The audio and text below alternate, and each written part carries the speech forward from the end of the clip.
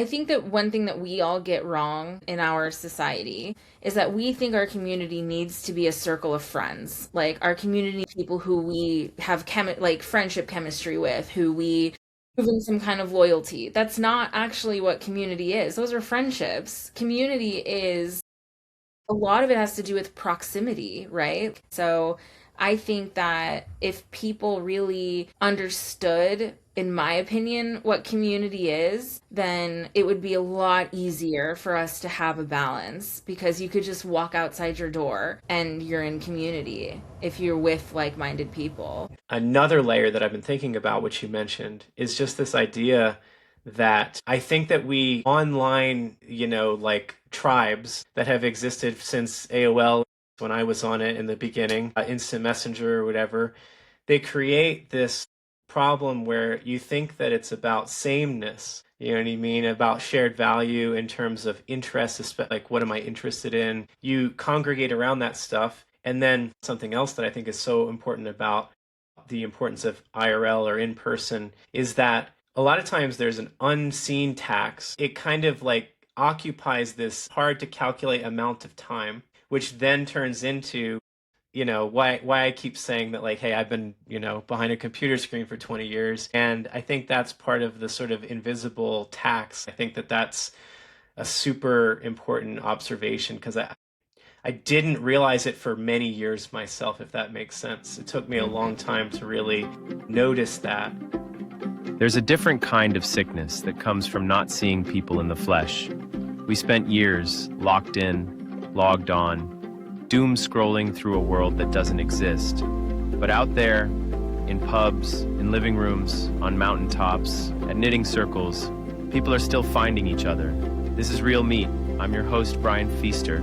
Let's go meet someone. Hey everyone, and welcome to today's episode of the Real Meat podcast, where we connect with connectors, the folks who build communities around the world. And, it's just a storytelling exercise in trying to hear from people about what made them interested in building community and how they started getting focused on in-person connection. So today, my guest is Amanda Black. Amanda, thank you for joining us. Amanda is the founder of the Solo Female Traveler Network, a really cool project that I think is just an awesome business. And so in travel, obviously a lot of in-person connection there. So Amanda, thanks for joining, and anything else you want to share just by way of intro? Thanks for having me, Brian. Happy to talk about connection, always. I guess maybe I would just add that the Solo Female Traveler Network is a global community for women who travel solo of over 500,000 members. Amazing. We focus on women saying yes to themselves, to their dreams, and form a lot of really incredible friendships along the way. Yeah, absolutely. Yeah, that's so cool. So I feel like with IRL connection being such a core part of your business, it seems like there would be a lot of not just the spontaneous part, but there's also a lot of, I would imagine, planning that goes into all of this, right? So I'm curious what that looks like from your perspective. I think I was browsing, by the way, for those who are listening, when I first came across Amanda and this business and her idea, even though my wife had a 6-month-old at home that she's taking care of, I really wanted to be able to gift that to her. We never quite figured out how to make it work logistically, but I want to say that's part of the reason I wanted to have you on the show, because I think it's just such a cool and compelling offer. But that being said, what does it look like to plan that on behalf of other people, to plan connection and to help them find someone who's a good, I think there's a roommate kind of concept on tour on Yeah, so I mean, we operate in multiple countries doing multi-day trips. And so, logistically, there's a lot behind the scenes, but that's boring, Sure. right? Like, but when it comes to the community aspect of it, there's honestly not a lot for multi-day trips, traveling, doing these incredible adventures together. The connection honestly just really happens very naturally. We are gathering these women who have certain things in common. They're all open-minded, adventurous. They want to make they want to make friends with people like them, And so they say yes to this incredible adventure, which already sets them up to have loads of things in common. And then when we get them on the tour, they're experiencing all these new incredible things, like new foods, new music, new smells, new sights, different cultures. They're experiencing them together, and it really just kind of naturally creates these incredible friendships. Very cool. I get that, as a man who won't come on the trip for obvious reasons, it's appealing to me too, right? Like I love travel, and so, the idea of there just being a kind of kindred spirit vibe there in terms of, if somebody's willing to pay a whole bunch of money to travel, they obviously, are probably going to have a similar mindset. So that makes a lot of sense. I think it's like there's an inevitability about the fact that people want to travel the world. And I think about like my wife, for example. She had a whole chapter of her life where she really dreamed of traveling abroad and staying for a long period of time and that sort of thing. But I think that like there's this component there which is about the fact that we all want connection, and when we travel, I think that's like an important part of that hope, right? To meet people who are very different from us and to see things, but also to sort of recognize shared humanity and that sort of thing. So what have some of the cool experiences that you've seen along those lines? And so keeping in mind that one of my goals here is really to hear like real stories of people and their experience. So what are some of the cool things that you have, been a part of, facilitating, or personally experienced it in that realm? So basically you're looking for community stories, yeah? Yeah, exactly. Like just stories of connections. I mean, there is the part which is like there's people who are roommates, right? But there's also people who are traveling essentially, and we can like cut this part out or whatever, which is totally fine. So we'll do like a restart or whatever. But I guess the idea just being like, what are some of the serendipitous like experiences that people have had that are most memorable to you, if that makes sense, like on trips that stand out to you as like things that they'll never forget, that are just like meaningful in terms of connecting cross-culturally, or that sort of thing. Does that make sense? It does make sense. It's very broad, and so I could give you a lot of different stories. I mean, it's meant to be like you choose. Like, take your time if you want to just choose one. But I'm totally non-opinionated about, you know what I mean? Like, what type of thing along those lines you want to talk about? It's okay. It's hard. I feel like what you're asking, it's hard to like give you like a interesting story, because like it's connection is more felt than like. That's fair. Yeah. So how could we reframe it then? That's totally fair. If connection is more about feeling, I mean, I do try to highlight those kind of experiences that are like felt, like you said. So like if you just think it's hard to convey via like told story, that's fine. I'm gonna tell you a few stories, and then you can pick. Sure. When you do the edit, you can pick. Sure. What I might keep all of them. Cool. Okay, so I'll do count to 3, and then we'll do. I think I asked the question, and then we transition to you. So we'll cut out, transition to you, and we'll cut in whatever you respond with now. So I'll count to 3, and then you can just lead in. All right, 3. One of the most powerful examples of community that I have involves both online community and also in real life community. So I started the Solo Female Traveler Network as an online Facebook group 10 years ago, back when Facebook was cool, right? So some years ago, in our online community, we had a woman post something. She posted, "Hey everyone, I met my boyfriend when I was traveling. We've been traveling together and it's been going great, but I've come back to his hometown in a foreign, I'll leave the country out, but in a foreign country with a different language, and he turned abusive, and I locked myself in the bathroom, and I keep calling the local police and they won't come. What do I do?" Wow.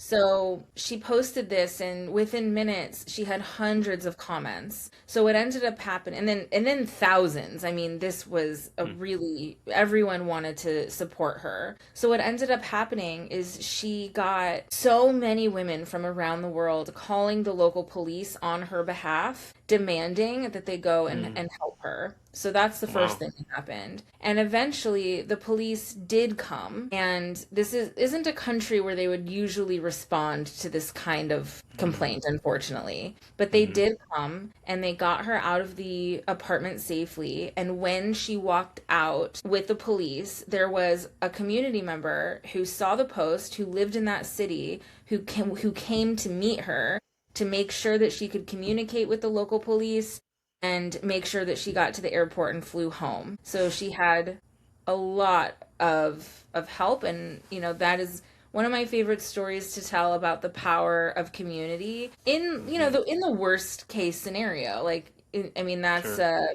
Sure. but there are also plenty of examples that I've seen in my community of the opposite of Mm. connection and fun and friendships form.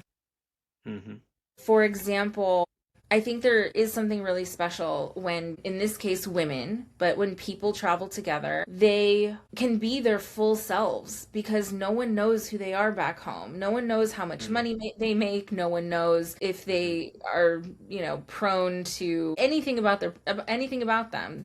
Sure. And they form these relationships really quickly because they're each other's travel family. They're experiencing intense, incredible things together for, all day. It's a very intense kind of experience that way. They Mm. form their own community. And in one trip in particular, it's one of my favorite examples of this. We were in Romania and we had this beautiful day walking around a town called Sighișoara where Dracula was born. Nice. We ended the day was over, like the tour day was over, and so some of us decided to go into this kind of like alley cobblestone outdoor restaurant. And as we Mm. were sitting there, one by one around the table, a lot of these women started admitting how honestly lonely they feel back home. Like really Mm. accomplished, really smart, incredible, funny, brave women were like, yeah, I Mm. don't feel like I have anyone to rely on. It's like those moments where you allow yourself to be vulnerable and you listen to other people express their vulnerability. There was just something really sweet about that moment and how incredible that they were able to build the kind of Mm. community that they crave with each other in this really short period of time. Yeah, it's amazing, isn't it? How like there's this routine that we're in, just sort of like day in and day out, doing repetitive stuff, most of us anyway. And it's like you just take a pause from that for even a week or 10 days or 2 weeks, whatever the trip duration is. And by the end of it, it's like I've had that experience where, just taking some time off, sometimes it takes me a while to disconnect to even like get down to that level. But then when you do, you start to think about things that really matter. Like you said, things like, do I really feel connected where I live? Do I have community there?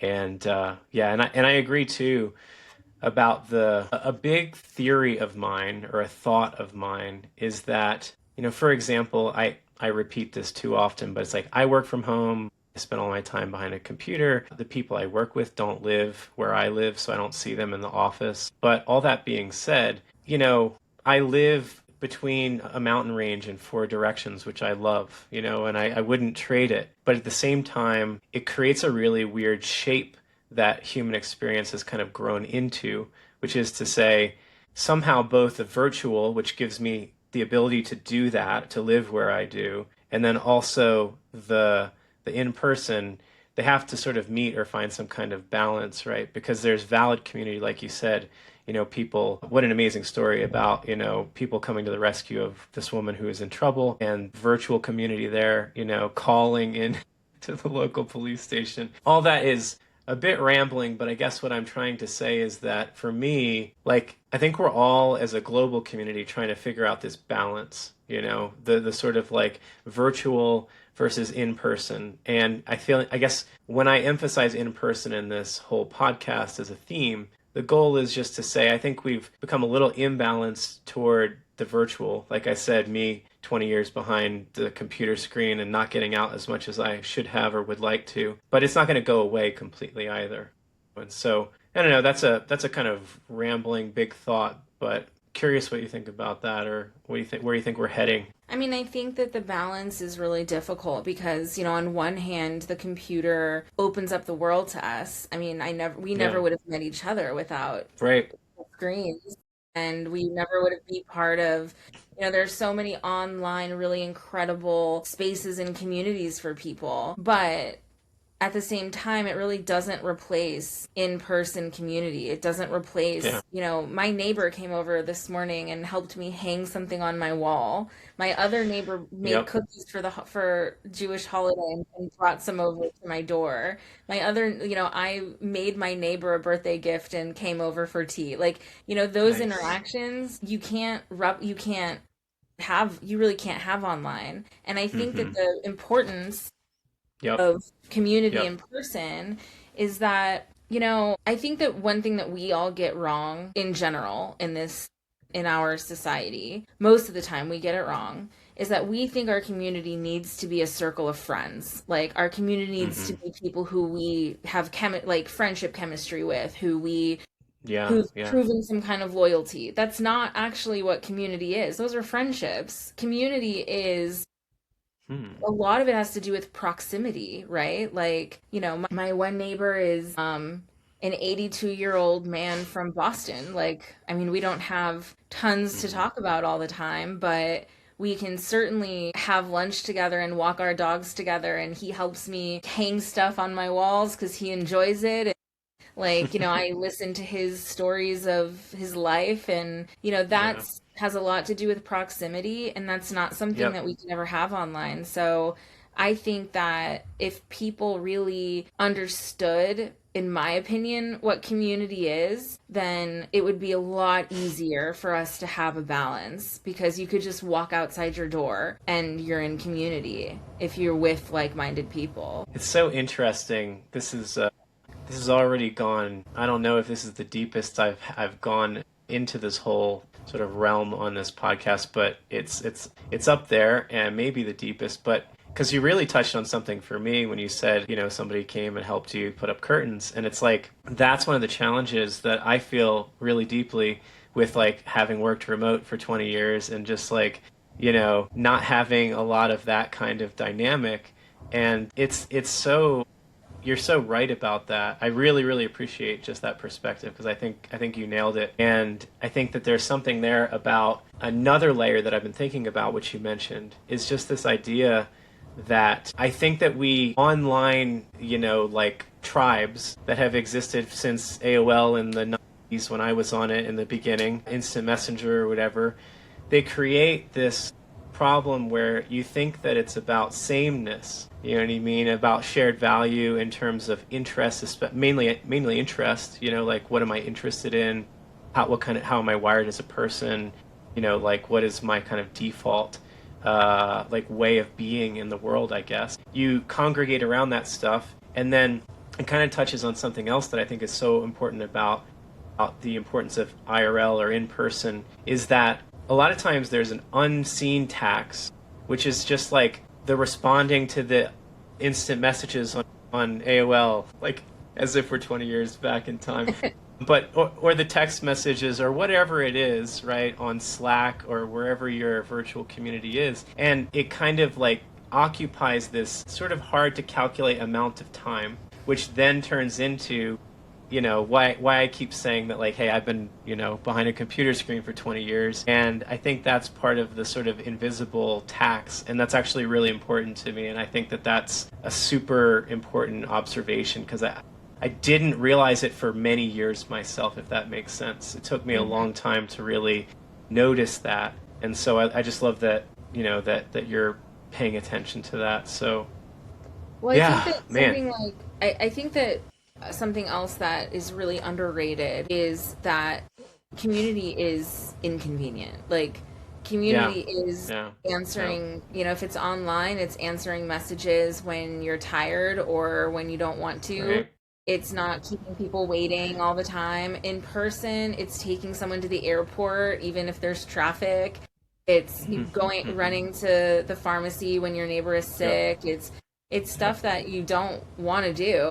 And you don't get, just because you're busy doesn't mean they need it any less, but Right. that's, the price of community. And I think that with the invention of things like DoorDash and Uber and Lyft and whatever, Yep. we forget that. I mean, there's another way, and it's each other. But then Yeah. if we all supported each other, if we all drove each other to the airport, if we all went to the pharmacy when we're sick, if we all took our neighbor's dog out when they were gone too long or whatever, then no one would be inconvenienced. We would all have what we need, like. Yeah. So Yep. Yep. I Yep. I definitely wish that even my community understood that a little bit better, because I Mm. often take people to the airport and I often run to the pharmacy Yep. for people, and they do it for me too. But I Yep. find that it's the older generation who live near me who are the Hmm. ones who are very reciprocal and very open to, community of proximity. And it's the younger people who have busy jobs and social circles and stuff who Hmm. throw it to the bottom of their priority list. And I think that's sad, and in the end it doesn't really serve anyone. Yeah. Yeah, you're right. You're right. It is my fault. I should stop doing that. I'm just yeah, no, I know what you mean, and I think you're right on. And I do think that it's something that's what I was saying. It's just that, like, human experience really is warped by these kind of things. These technologies have a real impact, and it's kind of really hard to unwind, and it's not obvious how to do it. And that's why I wanted to have you here on the show, is just to talk about the fact that if we don't think about these things, right, they just kind of spiral even more. And so, yeah, I really appreciate, the insights here. To pivot a little bit, so you have I think you mentioned, like, there's 500,000 people in the Facebook group. That's a lot. What does that look like in terms of, how do people show up for each other in the, like, I mean, yeah, you told a great example already, I suppose, so there's that. But I just mean, like, what's it like being a leader of a community where, so everything that we just agreed on about the importance of in person, and then how does that, or for you, how's that dovetail or marry itself to the idea that 500,000 people obviously can't have your individual attention, you know what I mean? So, how does that play out? Well, that's the thing, right? Like, community is about the community, not about me. I mean, I think most of the Yeah, people in my community don't even know who I am, which is fine. nice. Oh, It's that's about cool.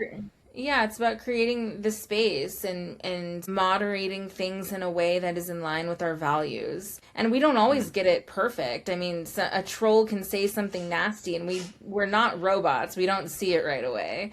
So, Yeah, sometimes yeah. that happens, but I think, though, that just creating the space and encouraging other people to try to give more than they receive, Mm-hmm. Mm-hmm. is how we set it up. And so for us, of course, one person, no matter who it is, can't help 500,000 people, individually, Mm-hmm. but they can help when they see a post or a question or a problem that they can solve or answer. Mm-hmm. So, in our group, a lot of it is, I'm gonna go on my first trip soon and I'm really scared. Does anyone have any tips? Or Sure, sure. what should I wear in Egypt? I'm traveling there by myself and I'm nervous about getting catcalled. Or, Mm-hmm.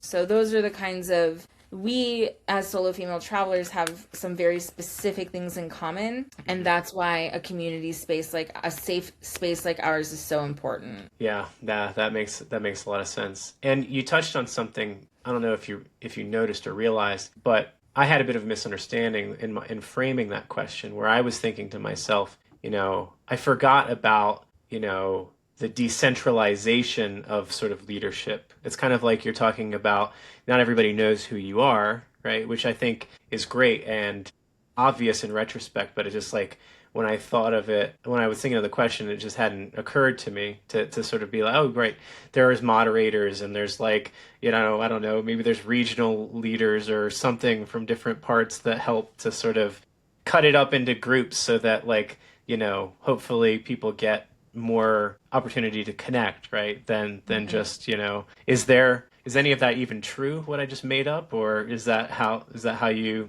like run things or Yeah, yeah. I think there's a big difference between an influencer and a community leader. And yeah, yeah. for me, as a community leader, it's not.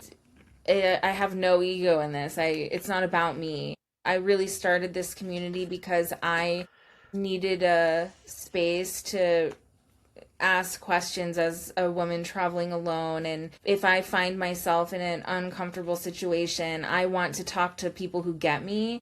And that's why I created the Hmm. space, and that is what it has become. And, of Yeah, course, it's different. If you come on a tour with us and I'm on that tour, then we'll get to know each other. But, sure. um, and then it's about the travel.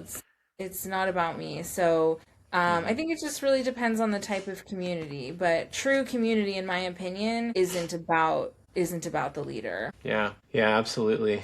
I know a little bit about like what you're working on just because we're in a entrepreneurs group together and stuff like that. So we get to hear a little bit about the ups and downs and all that we all go through. On a positive note, I was at this was at the New Media Summit in Austin a couple weeks ago. It was a great experience overall. I met some really great people, and there were some real surprises, like meeting a guy who has a YouTube channel that has 1 billion views, and he has like a whole political like studio, like a newscast room that it's like all self-funded, and it's all, so I feel like the future is creator led, in terms of like, and so that maybe that applies to media, but what you're doing is somehow it's definitely creator led, even if it's not like a media organization, like a guy with a political, channel or something like that. But yeah, I guess my question out of that is just to say, in terms of ups and downs, I feel like there's a really bright future for creator led, but I'm also curious, like, what are your thoughts about that? And then also like the challenges along the way as we kind of, and how long have you been running this group? I forget. I don't know if you and I ever talked about that. I've had the community. I started it 10 years ago. Nice, nice. Yeah. So, I mean, yeah, I think that there's a huge trend happening now in community, and I think it's awesome. I think a lot of people still get it wrong, but I Hmm. think Yeah, I think it's yeah, awesome. I mean, here in San Diego, I could rattle off probably a dozen different communities that have popped up in the past few months, just off the top of my head. And sure. most of them are paid, not all of them, but most of them are Hmm. paid kind of application type Hmm. experiences. And most of them, if not all of them, are for profit, And there's nothing wrong with a for profit Sure, community, sure. but I think there's something very powerful in getting people who have something in common together in the same room under certain like guidelines and conduct and how to behave with each other and support each other and all and whatever. Hmm. Hmm. At the same time, I think that what we're kind of seeing that I don't love is that, I'm going to say this first. I do believe that community is not free. It's never ever free. Whether Sure. Yeah. it's the time that you give, the cost of NyQuil when you go to the pharmacy for your neighbor, like the time it takes to bake your community member a birthday cake, like whatever it is, it's Right. never free. But the thing Yeah. is, because we live in a society where we don't understand what it means to be inconvenienced for our community, the Right. only other thing that we know how to give is money. And so Yep. a lot of times, like, I mean, most of the time now, what we're seeing is like, you pay to be a member of this community. And that's Yep. okay on its face, but also, like, community shouldn't be gatekept by your bank account. Yeah. So I Yep. wish so much that we just in general treated each other, people who we have these things in common with, people who we see on the streets, people who live next door to us, people who work at the Trader Joe's near us. Like, I wish that we Yep. all treated each other with community in mind without having to pay for these spaces. So Yeah, yeah, yeah, I agree. And I think that like there's an interesting, you can draw a distinction between a spectrum of how this sort of manifests or how this plays out. For example, the community that you and I met through is a paid community that I'm happy to pay for, and that's fine. Like being an entrepreneur carries with it certain like burdens in terms of responsibility. Like you have to pay to build your company, and sometimes that means like paying to join a group. That the point is the group is vetted so that you're really dealing with other entrepreneurs, right? Like otherwise, if it's just $5, everybody calls themselves an entrepreneur, and then that doesn't work, right? But on the other hand, I do think that it's connected to the whole idea that people lost touch with, like you said, the older generations kind of knew about because they didn't have the distraction of technology and all that sort of thing. People kind of lost touch with that, and so I think there's a lot of communities that are sort of like lower cost, but like there's still some cost to have some friction, and it's just a proxy for like I don't know how to find friends, you know what I mean? And that's tough, you know what I mean? And I think that you're right, because for people who have gotten to that point, for people who have managed to sort of get so distant from other people that's what they need, it would really be nice if those people were shown a kind of welcome that didn't involve, even if it's paying $20 or $50 or whatever it is, right? Just because, hey, this person really needs help. You know what I mean? They're like in a vulnerable place, I think, well, I That's want my to say theory. though, Yeah. first I want to just address though that like the community that we met in, it's a community for entrepreneurs, Yep. and while the model has recently changed, the original model Yeah. delivered a very specific outcome. You will get this many brain trusts per month. You will get this Sure. much, Sure. so that's That's fair. different. Like that's different than a purely social community. The benefit of the Yeah. community that we're in is that people are awesome and we like kind of like we become buddies online. But, that's different than like a social community that's paid. And a lot of them, do try to deliver something more tangible than hmm community, but like it's usually kind of feeble. So I Yeah. Yeah. I And I think that appreciate the like correction. Oh, go ahead. yeah. Sorry. Oh, what was I gonna say? I totally blanked. I don't remember. That's Oh, okay. no, actually, I Okay. do. I do. I do. So Yeah. I also want to just point out that, like, for us as Americans, and I can't speak for the entire country, but in my experience as an American, we are pretty transactional. We often have Yes. what we need, and we have the Yep. apps to deliver what we need. Yep. Like, we're pretty Yep. transactional. But you go to, and it's my older neighbors who definitely understand community better than the younger ones, right? But hmm when in my travels though, I have seen stunning examples of some of the most powerful communities in places that have all the technology that we do. And they come together in different ways over things that we don't necessarily experience. And so, some of my personal best examples of community when I was early starting the Solo Female Traveler Network are things that I witnessed and was a part of in other places. And so, if there's anyone listening to this who is thinking, like, I wish that I could, have that kind of community for myself, I've seen so many times that if you just become that thing and do that thing, and, you might be running your neighbors to the airport.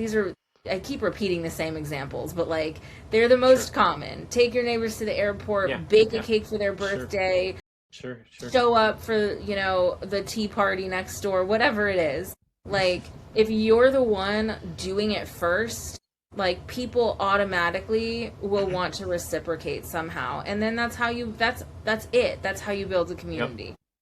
Yeah, what's funny is I like to talk about what are various community type things that I've done just by way of like comparing experiences and stuff like that. I remembered one that I had forgot because I saw something online on LinkedIn. Somebody, of all things, posted about a murder mystery dinner that they're hosting.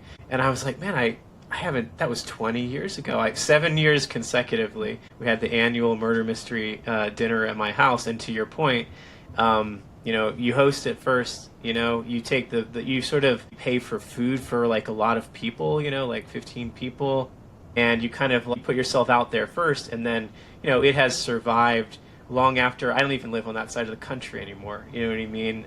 And so it became something of a legacy, and massive amounts of. We had a co-organizer, so there was the guy who like organized the story and the sort of like game part, and then me and my ex-wife did the whole like feed people, prepare the space, that whole layer or whatever. But anyway, all that to say, I think you're right in that that's something I hope to do. This is kind of a tangent, but I like you got me a little bit excited about this. I have two friends who they're a married couple, and they lived the second day that I met them. I co-signed a loan for them on an RV that I was on for 9 years. Wow. And they did a good job, and my credit didn't suffer, and I'm grateful for that. And but when I saw them 6 months ago or something, we were talking about events because they're musicians, you know what I mean? So events is like their business, their livelihood. And he was telling me that he has a network in an Airtable of 400 people who have said yes to the question, if we set you up with another musician to do a house show at your home, would you be down for that? And Cool. so I'm excited because I think about that, and I think about the potential of doing, like we said, how do you be the one to take the first step? In other words, you know what I mean? Where is a place where you can say, okay, well, I'm just going to start something and just put this out there, and then hope that, whatever, people find their way to it. Hmm. But anyway, I was just thinking about that, even though it's a bit a bit Well, off yeah, I topic. mean, no, it's not off topic. And actually, that's really similar to the whole idea of my TEDx talk is like Nice. the doing something for the first time or doing something different, a little out of your comfort zone with new people is, in my opinion, and what I've seen in all my travels, the best way to make faster, deeper relationships. And that's what you were doing. You were hosting this Mhm. cool, like super memorable night and putting the effort in for your communities. Hmm. Yeah, I think that's awesome. Yeah, yeah, it was a good time. I forgot that I had done it. It's like it had been so many years since I even thought about that. And then I Hmm. saw this murder mystery thing, and I was like, it started with my brain thinking, "Oh, murder mystery, like that's cool. Like I wonder what that would be. Wait a second, I did that for 7 years." You know what I mean? What it would be like to organize a murder mystery? Like my brain had forgotten. You know what I mean? But anyway, yeah, so that's kind of something I hope to integrate into like the platform is like some way of helping to make that safe and facilitate some kind of like host and organizer like venue kind of like matchmaking at like a more grassroots level than just like banquet hall for the wedding that is like got lots of attention and lots of people calling that want to book it, like do that except like just for like a concert with a small band in my living room or whatever it is, you know what I mean? So Yeah, that's something I'm hoping to do. I'm not there yet, but it's on my radar. very cool. Yeah, so what are your thoughts? We talked a little bit about the rocky road of being an entrepreneur and the ups and downs. Where are you today and where do you want to be in the future? A lot of people, so I'm an entrepreneur and I think about like I'm also a person who's just goal oriented. I tend to think about chapters and like, milestones and like where I want to go and like changes that I want to make and all that sort of thing. But then sometimes that intersects interestingly with community because when I talk here on the podcast about community, people are often like, well, like you said, baking a cake and, getting going to the pharmacy.